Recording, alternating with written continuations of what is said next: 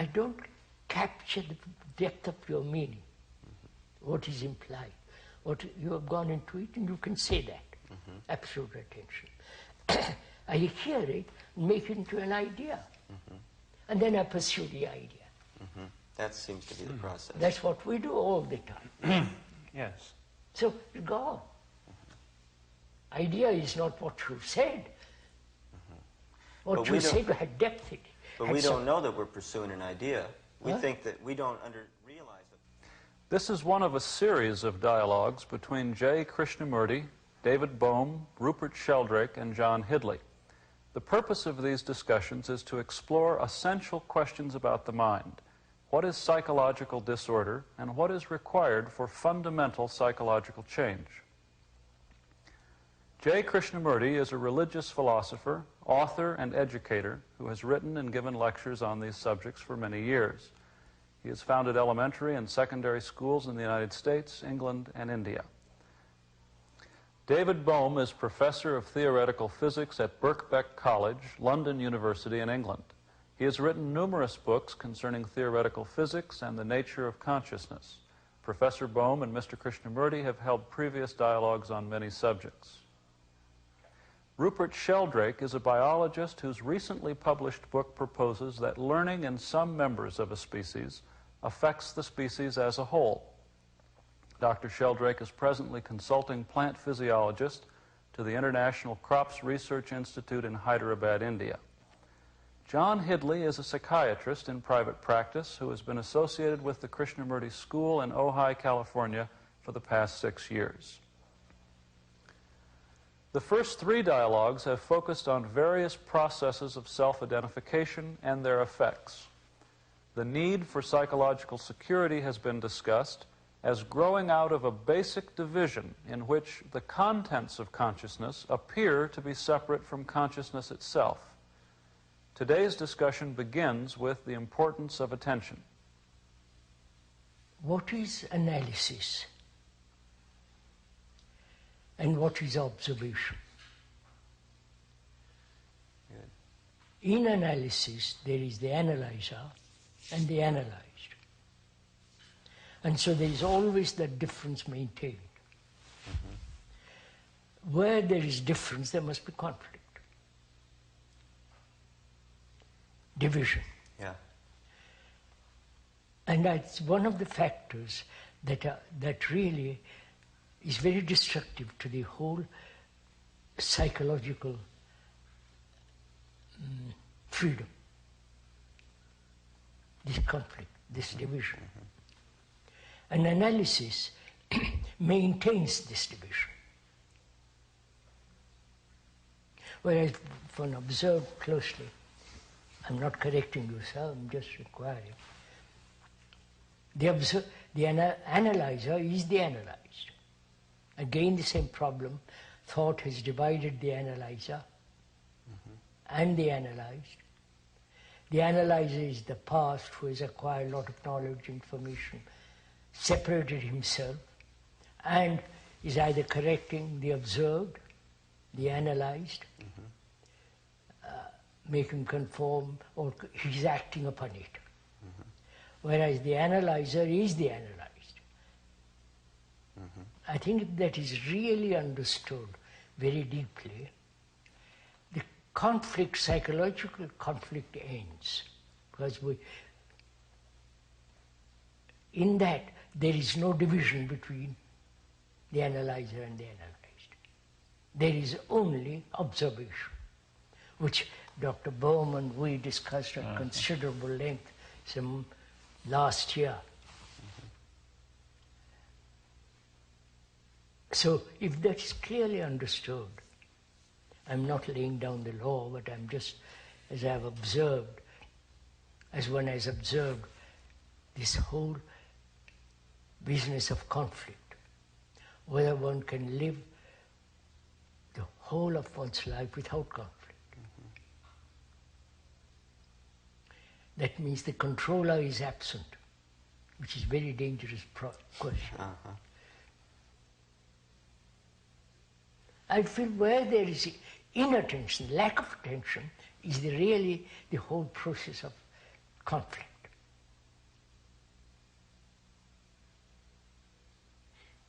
Yes, I can see that if both sides saw this with the utmost clarity. Yeah. That means they are giving intelligence to the whole problem. What happens if only one party in a And then conflict sees it with the utmost clarity? One gives complete attention in one's relationship between man and woman. Let's begin with that. You have given complete attention. When she insults you, when she flatters you, when she bullies you, or when she attacks you, all that is the lack of attention. If you give complete attention and the wife doesn't, then what happens? That's the same problem. Either you try to explain day after day, go into it with her patiently. After all, attention implies also a great deal of care, affection, love. It's not just mental attention. It's the attention with all your being.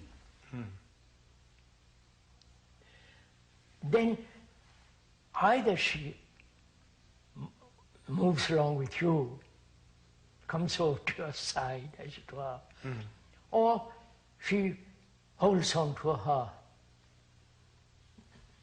separative, contradictory state. Then what happens? One is stupid, the other is intelligent. So there is always the battle between the stupid and the ignorant. I mean, between this ignorant, stupid, and the intelligent. A thing that seems to happen in that situation is that the one's intelligence makes room in which the other person who is caught in some attachment may have freedom to look at it. But if the other refuses to look at it, then what's the relationship between the two people? There is none. That's all. You see, tribalism is deadly, is destructive. You see it basically, fundamentally, and I don't. You have seen it probably immediately. And I take many years, a long time to come to that. When you have the, I won't use the word patience, will you have the care, affection, love, so that you understand my stupidity. I may rebel against you. I may divorce you. I may run away from you, but you have sown the seed somewhere in me.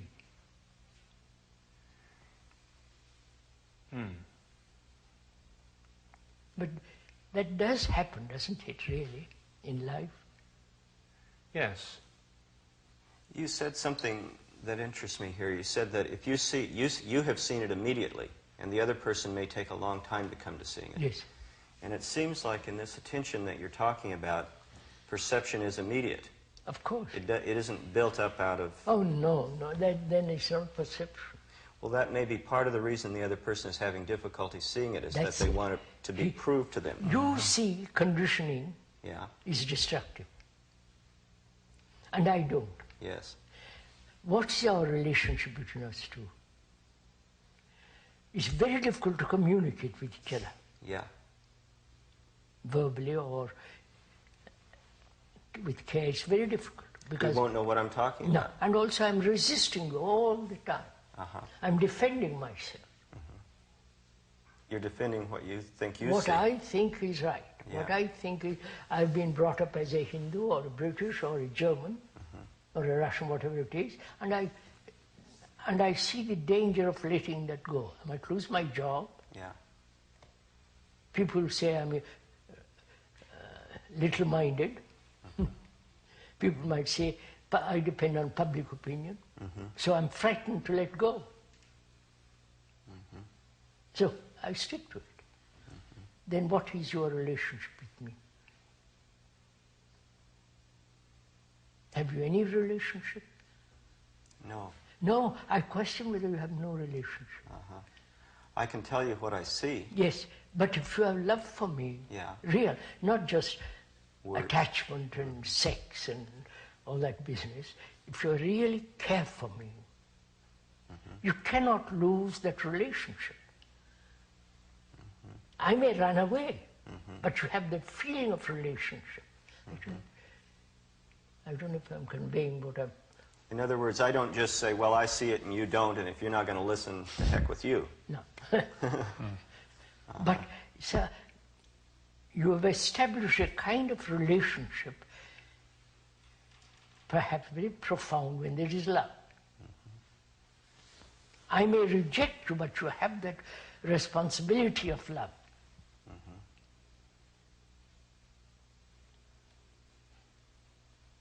Not only to the particular person, but to the whole of humanity. What do you say, sir, about all this? Well, I can't say a great deal more. I think that this care and attention are the essential points, and for example, in the question of the observer and the observed, or the analyzer and the analyzed, the reason why that separation occurs is because there has not been enough attention. Attention, that's what I'm saying. So that one has to have that same attitude even in looking at one's own psychological problems. An attitude of care. Care and attention to what's going on. You see, one starts to analyze by habit, right? And one might condemn that, for example. That would not be the right attitude.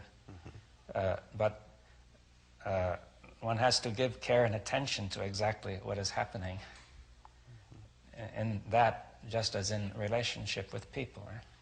And it's because that there was no attention, or not the right kind of attention, that division arose in the first place and was sustained, right?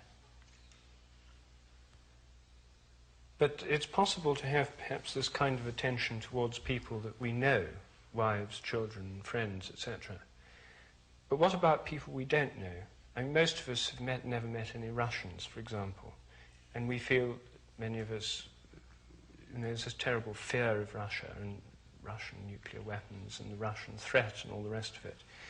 And so it's very easy to think, well, we've got to have all these bombs and so on because the Russians are so terrible. And we can think all these things about the Russians, we've never met them. So how do we have attention to enemies or imagined enemies that we don't know? What is an enemy? Well, is there such thing as an enemy? Well, there are enemies in the sense that there are people who disagree with you, who Not only disagree. who have definite idealistic, ideological differences.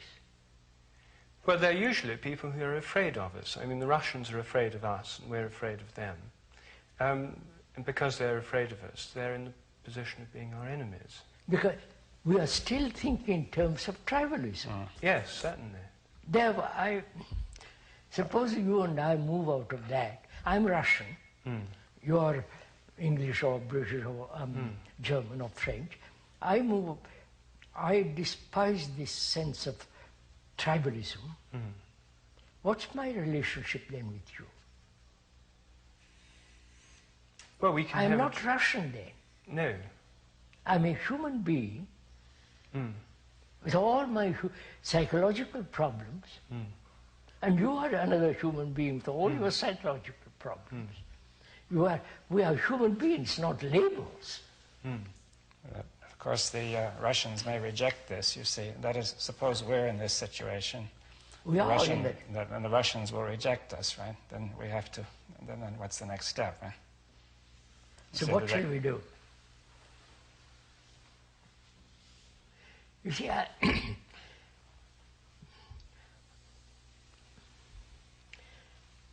I represent all humanity.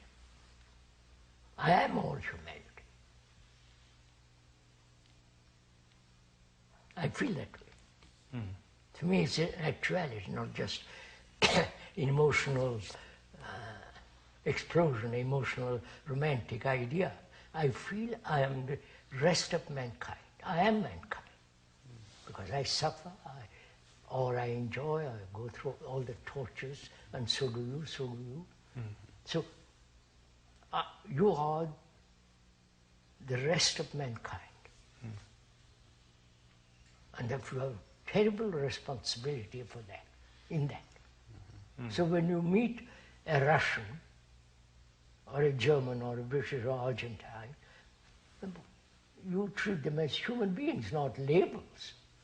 Then, does this simply mean that in this largely tribal society with governments and bombs and weapons of war, there'll just be a few individuals scattered here and there who've dissolved tribalism within themselves? If 100 of us, all over the world, really non-tribalistic attitude towards life, we would be like acting like a, I don't know, like a light in the midst of darkness. But we don't. This just becomes an idealistic, romantic idea, and you drop it, because each pursues his own way. Yes. So I think we ought to differentiate between attention and concentration.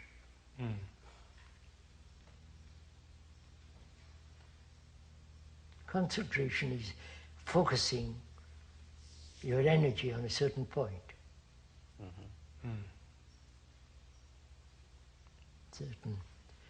And attention, there is no focusing on a certain point. It's attention. Concentration seems to have a goal in mind. A goal, motive. It's a restrictive process. You have to, I concentrate on a page, but my thought, I'm looking out of the window, and I have to pull it back and keep on this business. Whereas if I gave complete attention to what I'm looking out of the window, that lizard which is going along the wall, and with that same attention I can look at my book, look what I'm doing. Concentration presupposes that there's a controller in there pulling it back. That's just it.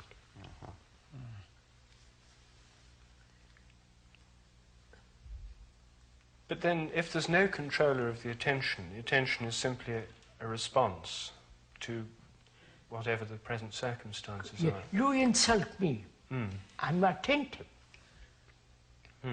There's no recording that insult. Huh? Yes, I said. You flatter me. Oh, a marvelous talk you gave the other day. I've had this so often repeated. And I'm bored with it. So I'm not only bored, I see, what?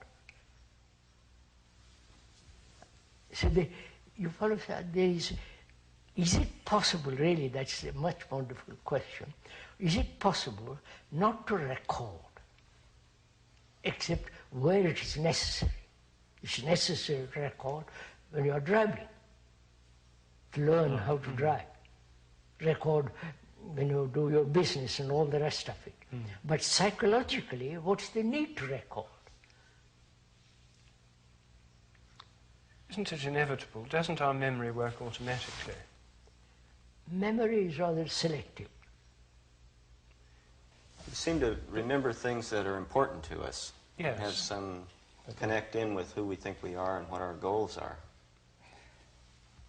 But it seems to me that when there's paying attention, then in general, attention determines what is to be recorded and what is not. That is, it's not automatic anymore. It's not automatic anymore. But if it comes from the past, from the concentration or from the analysis, then it will be automatic.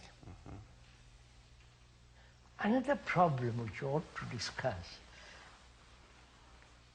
we said yesterday we wrote religion, meditation, and if there is something sacred. We said we just talked about that.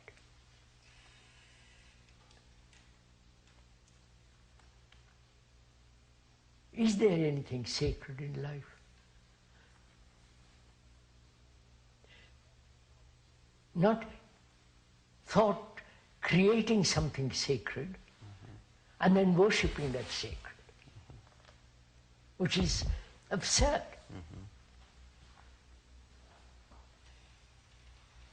Say for instance, in all the Indian temples there are images, like in the Christian church.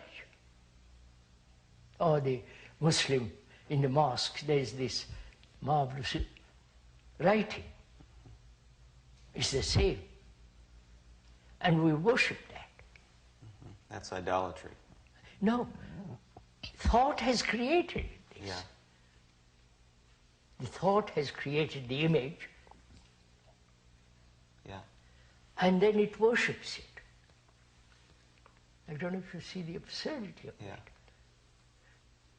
Well, that's manifestly absurd, but the more sophisticated members of different religions would say that it's not the thought, the image that created by thought that's being worshipped, but the image points to something beyond thought, which is being worshipped. Wait a minute, let's look at it. That is the symbol. We know symbol is not the real, but why do we create the symbol? Please answer. If there is something beyond, why do we create the intermediary?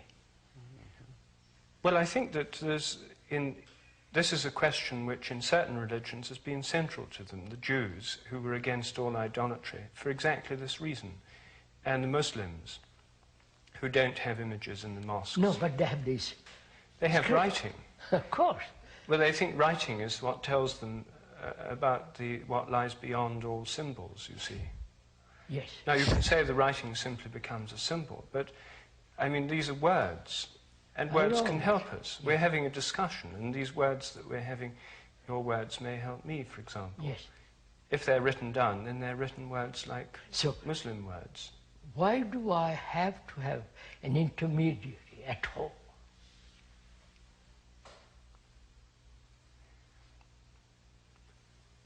Because I think I'm here and it's over there and I don't have it. I need some way to get there. No, you're not answering my question.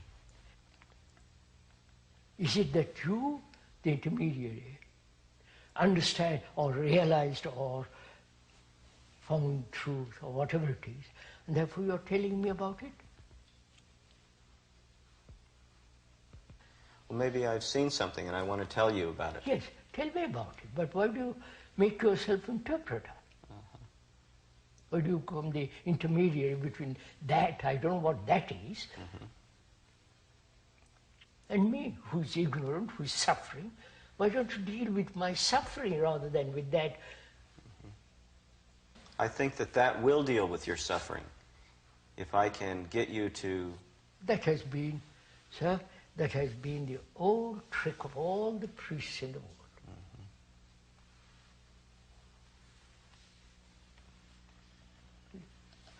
We have had priests from time immemorial, right? Yeah.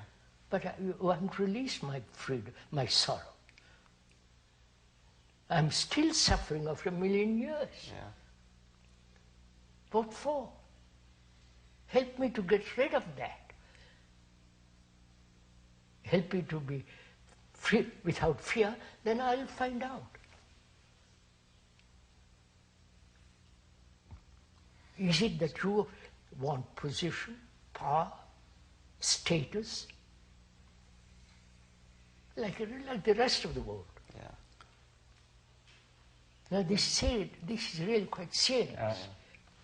I think, if we try to give the priest the most favorable interpretation, that they may have considered, and at least the best among them, that there's a kind of poetic imagery that people may use to point to something beyond that, right, in a communication.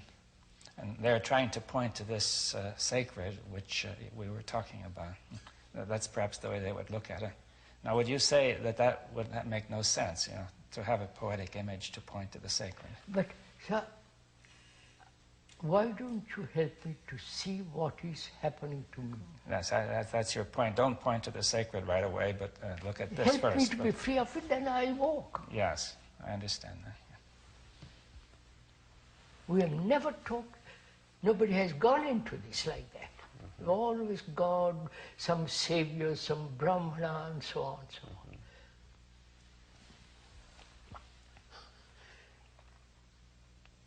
And this is what we call religion. All the rituals are invented by thought. Marvelous architecture by thought. All the things inside the churches, temples, mosques are created by thought. And having thought created, then thought worships it. But thought is not sacred. Yeah, I see that. So you're saying, is it possible to put a stop to thought? Thought. Is it possible? And thought is the thing that gets in the way by creating the images, Of course. which we take for something really valuable. I start out looking for something sacred. Yeah. You come along and say, I'll tell you all about it. Then you begin to organize it. And it's all gone. By then it's finished. Then I just stay within thought. That's all I have. So, if we reject or understand that thought is not sacred, there's nothing holy about thought. But thought thinks that what it has created is holy. Right, sir? Yeah. Would you also add that, just for the sake, that time is not sacred? I mean, Time nothing is in of time course that not. people would Tomorrow say is that. not Right? sacred. No, they always say only the eternal is sacred, right? But to find out what is eternity, that's what time must stop. But we get into a real subtle place here because you have said things like absolute attention Yes. dissolves the self.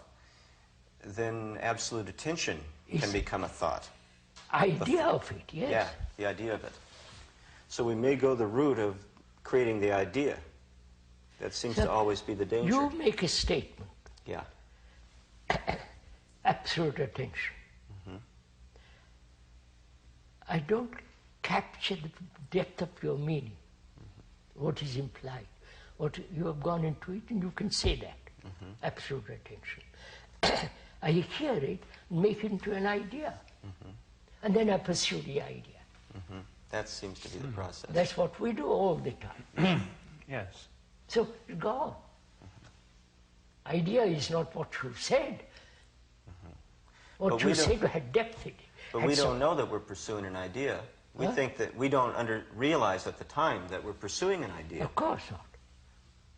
Because I'm used to this reducing everything into abstract ideas.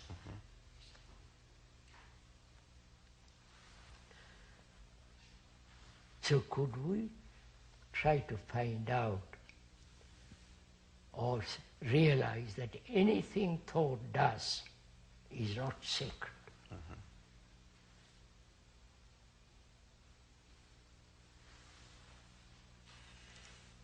That seems self-evident to me. All right, if that's self-evident. All the religions as they are now, there is nothing sacred. Right? No, there's nothing sacred in itself in the words or the buildings or the so on. But in a sense, all these religions are supposed to point beyond themselves. Yes. Why?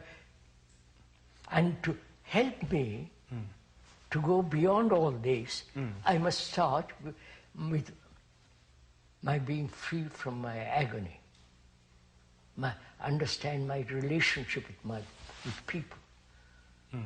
If there is confusion here, in my heart, in my mind, what's good of the other? I'm not materialistic. I'm not anti the other, but I say, look, I must start where I am. To go very far, I must start very near. I am very near. So I must understand myself. I'm the rest of humanity. I am not an individual. I know. So there's the book of humanity in me. I am that book. If I know how to read it from the beginning to the end, then I can go, then I can find if there is a possibility, if there is real something that is immense, sacred. But if you are all the time saying, look, there is that, that will help you. I see it hasn't helped me. We've had these religions for millions of years. That hasn't, on the contrary, you have distracted from what is.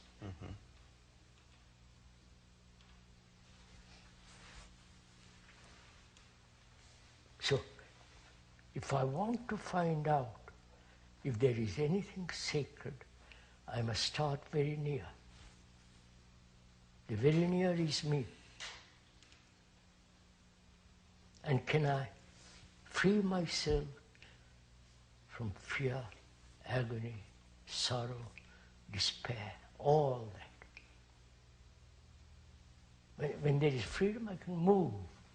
I can climb mountains. So are you saying that the sacred would become apparent if we dissolve fear and all these other things? Obviously, sir.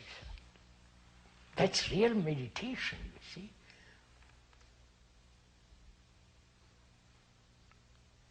Through attention to what is really happening in us. Yeah, that's it.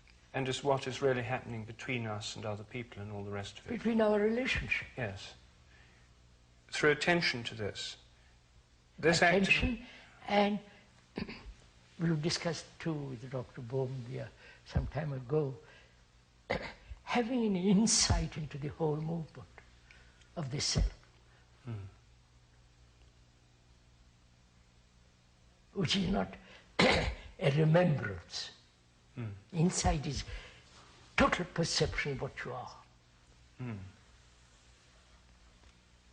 Without analysis, without investigation, all that. Total, immediate perception of the whole content of your consciousness.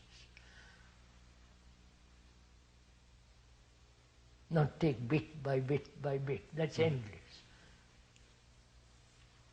Oh, we're broken up, so we look at each little piece. Yeah. And because we are broken up, we can never see the whole. Obviously, that seems so logical. Okay. So, is it possible not to be broken up? Why? What is to be broken up? This confusion, this mess in consciousness, which we talked about yesterday.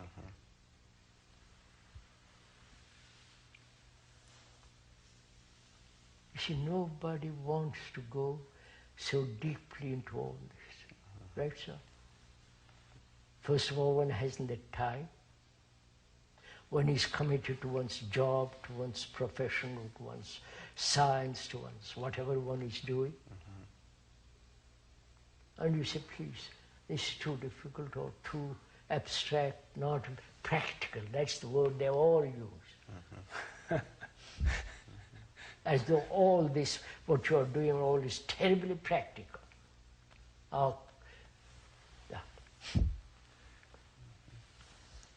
Armaments, is it practical? Tribalism is, you know about it. So, sir, let's move from there. Is silence of the mind a state of attention?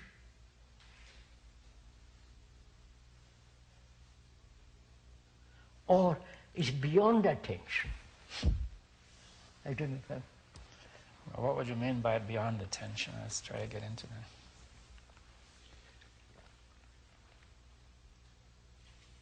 that. Is it, inattention is there.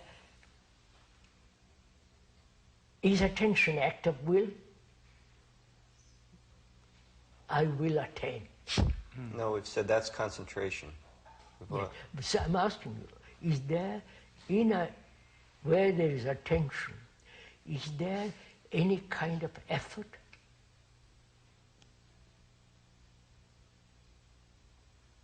Struggle? I must attend.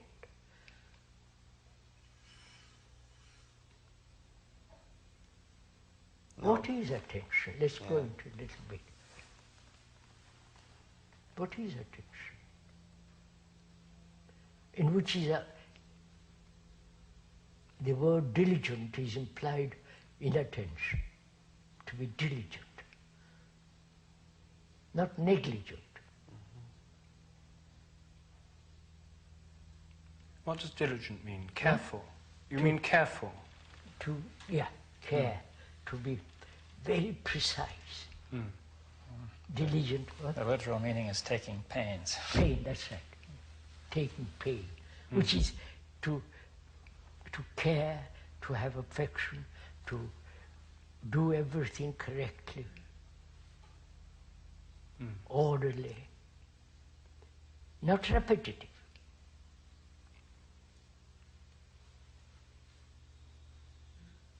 Is attention demand the action of thought?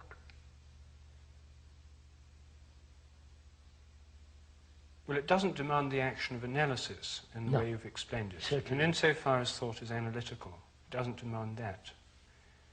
And it doesn't demand the action of will insofar as will involves a separation, an attempt to, by one part of the mind, to force another part to do something else.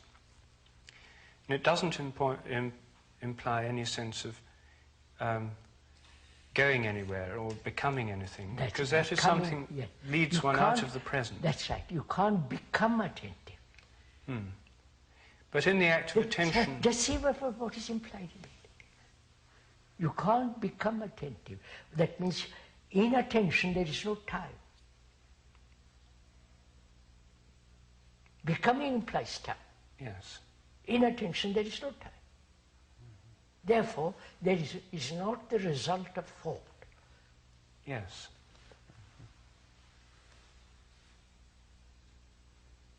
Now,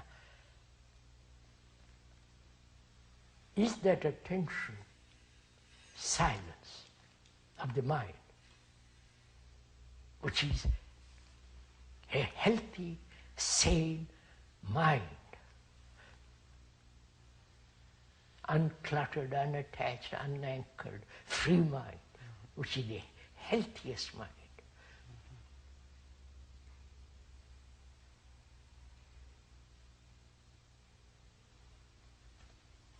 Therefore, I'm asking, out of that, in that attention, is the mind silent?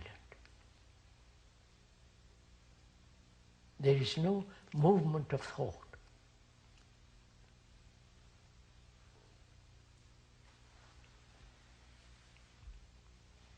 Well, it sounds like it, yes. Huh?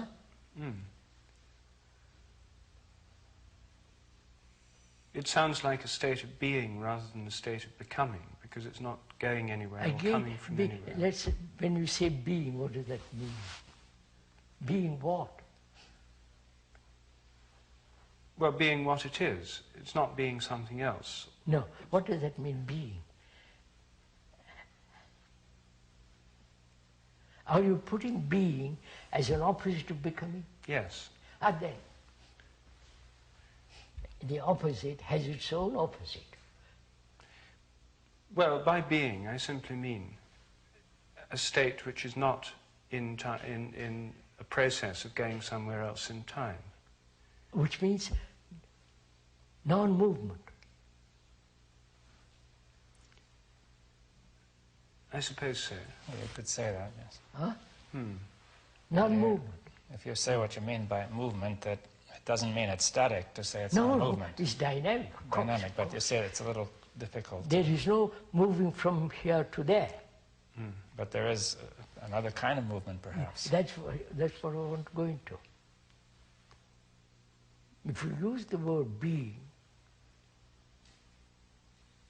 without movement, it is without thought, without time,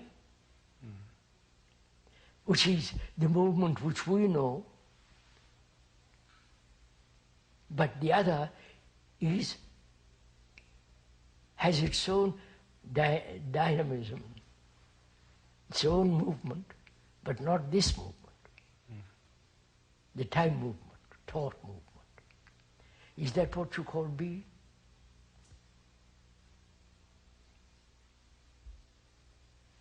I suppose it is.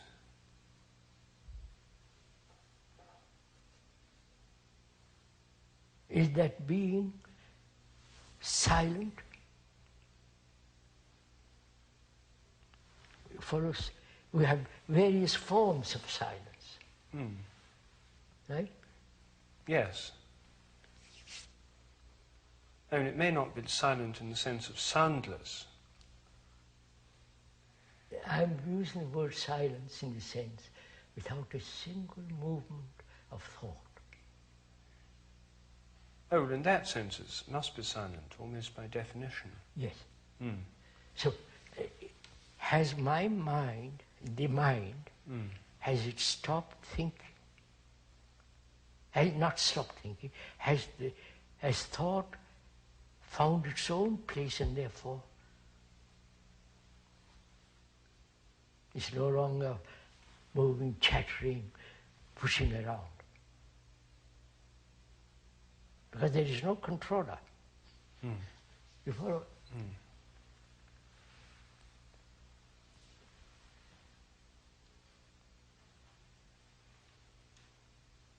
Because when there's that great silence, then that which is eternal is. I don't have to inquire about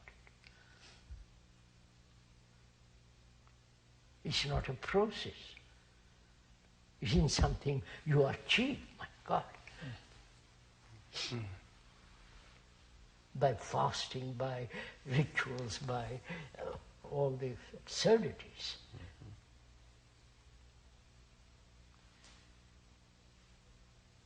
So you hear that. Yes. You hear X saying that. What value has it? Value in the sense, what do you do with it?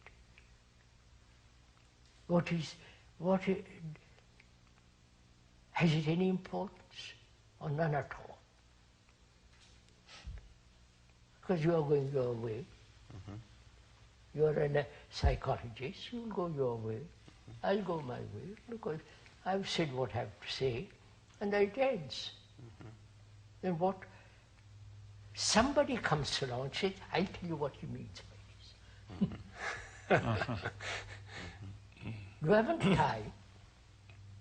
He has little time. He says, I'll tell you all about it.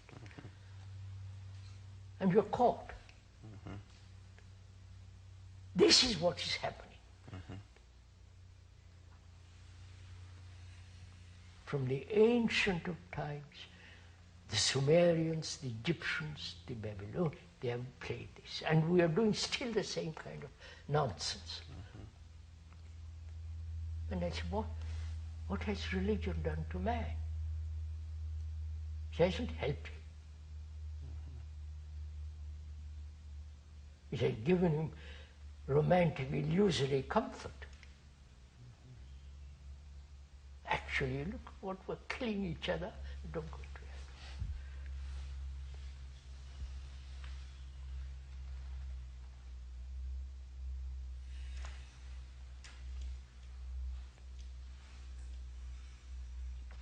hell. So, sir, let's begin. What is a healthy mind?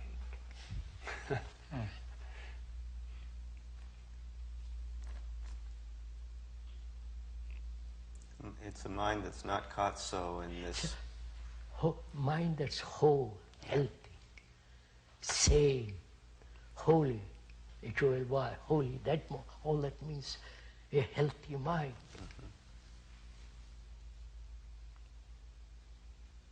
That's what we started discussing. Yeah.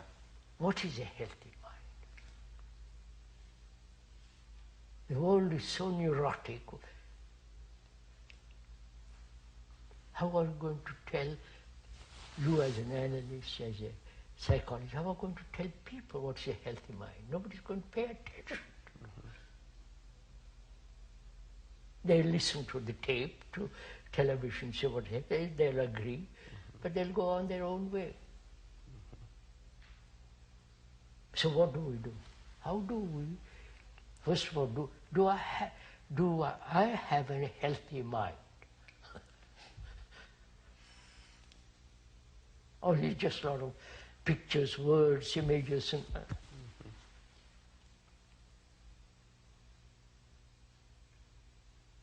a mind that's totally unattached to my culture, to my ideas, all totally, dispassionately unattached. Are you suggesting that only then am I in a position to talk to anybody? Obviously. I may be married, but why should I be attached to my wife? Then it's an idea of marriage, it's not a marriage. But love is not attachment. So have I realized that my life? A healthy mind that says, I love, therefore there is no attachment. Is that possible? It sounds so easy and so difficult at the same time. I don't see why it's difficult. Because, you see, I hear what you say. I think this is absolutely wonderful stuff. I want to have a healthy mind. I want to be in this state of being. And then, you see, I realize that it's back into this state. I can't become in a state of having a healthy mind. And I can't move by an act of will or desire into this state. It has to happen. And it can't happen through any act of my will. No. So I have to let it happen in some sense. So begin to inquire. You begin to say, why? Why am I not healthy? Am I attached to my house? I need a house. Why should I be attached to it? Wife, relationship. I can't exist without relationship. Life is relationship.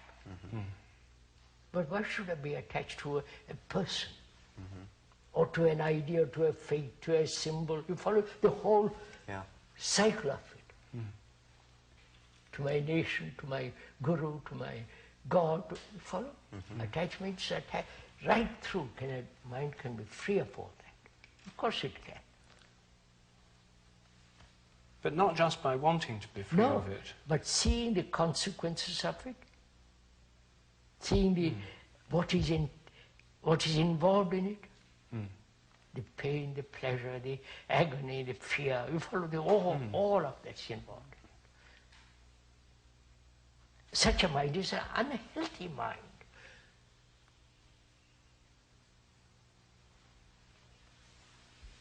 Yes, but one can even agree with that. One can even see it. One can even see the movements of one's attachments.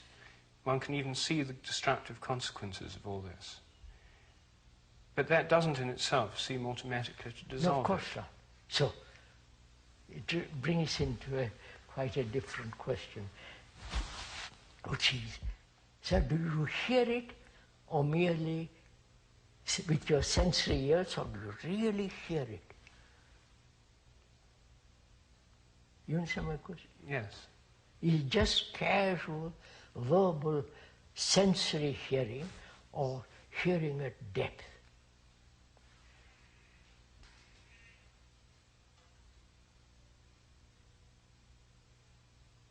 If you hear it at the greatest depth, then it's part of you.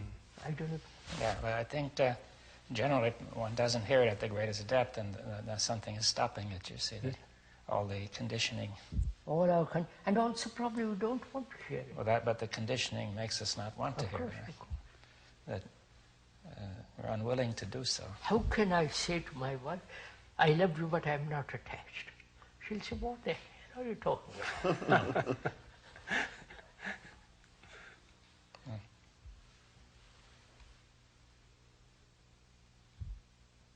But if one sees the absolute necessity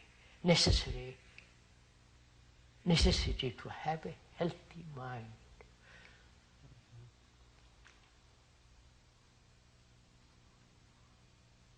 And the demand for it,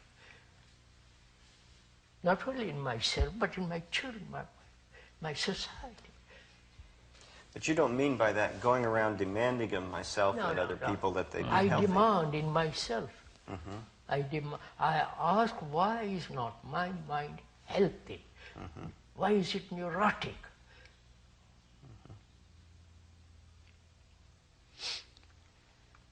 Then I begin to inquire. I watch, I attend, I pay. I'm diligent in what I'm doing. It seems to me that you said we must have to see the absolute necessity of a healthy mind, but I think we've been conditioned to the absolute necessity of maintaining attachment. No, that's what we feel, right?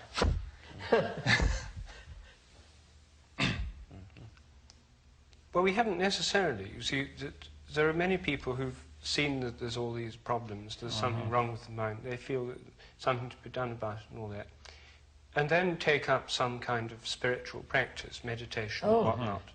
Now, you're saying that all these kinds of meditation, concentrating on chakras and whatnot, are all just the same kind of thing. I played that trick long ago. Yes. And I see the absurdity of all that. That's not going to stop thought. Well, some of these methods are supposed to. But I don't know if they do or not, you see. They've never done it for me. But I don't know if that's because I haven't done them enough. Instead of going through all that business, why don't you let's find out what is thought, whether it can end, what is implied. You follow? Dig.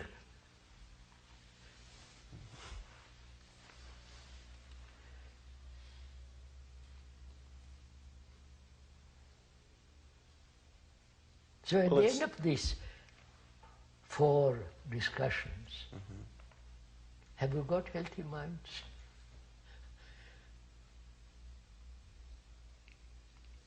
Have you got a mind that's not confused,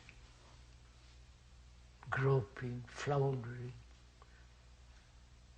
demanding, asking, oh, you follow, sir? God, what a business to have.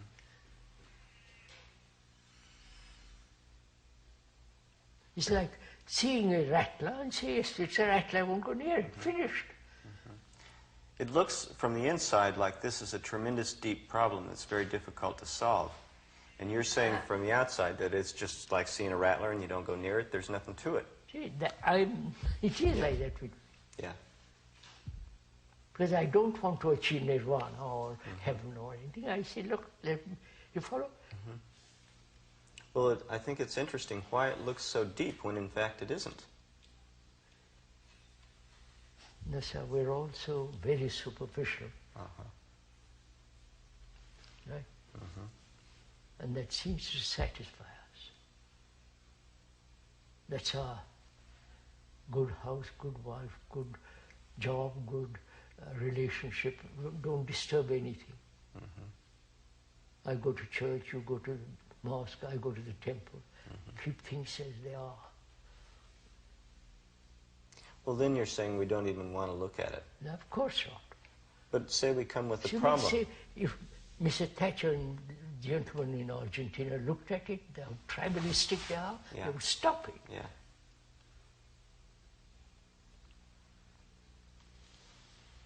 But they don't, because the public doesn't want it. British, you follow? Yeah. We are educated to be cruel to each other. I don't go to.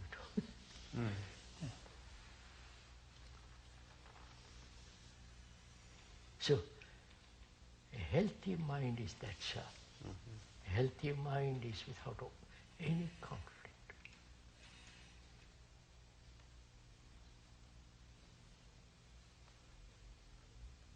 And that's why then it is a holistic mind. And then it's there's a possibility of that which is sacred to be. Otherwise all of this is so childish.